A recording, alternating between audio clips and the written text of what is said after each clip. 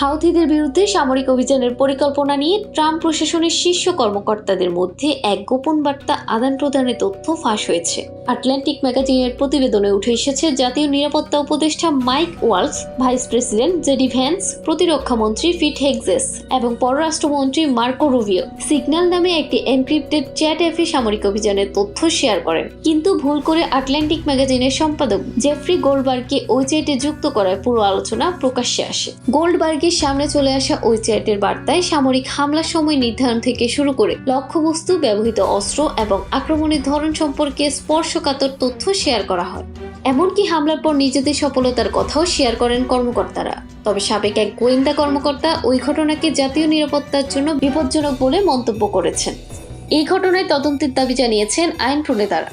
Donald Trump অবশ্য এই বিষয়ে কোনো কিছুই জানেন না বলে দাবি করেছেন। সাংবাদিকদের প্রশ্নের জবাবে ট্রাম্প বলেন, আটলান্টিক ম্যাগাজিনের কোনো বিশ্বাসযোগ্যতা নেই। তাহসিন জান্নাত, এফটিভি নিউজ।